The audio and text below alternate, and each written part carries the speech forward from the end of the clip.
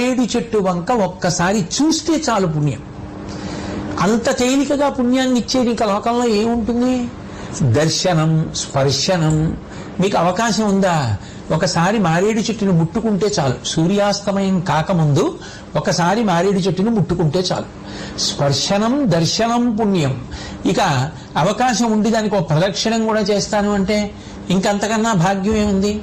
కంచి కామకోటి పీఠాధిపత్యం వహించిన మహాపురుషులు, నడిచే దేవుడిని పేర్గాంచినటువంటి మహాపురుషులు, అపర శంకరావతారమని కీర్తింపబడినటువంటి వారు భారతదేశం నలుచెరగుల సన్యాస ధర్మాన్ని కించితు తప్పకుండా పాదచారి అయి పర్యటించినటువంటి వారు నిరంతరము కామాక్షి పరదేవత యొక్క నామాన్ని ఉచ్చరిస్తూ ఉండడం అలవాటు పడినటువంటి వారు శాంతాకృతిం హితవచ పరిభాషమానం గంభీర భావముతులం విజితారిష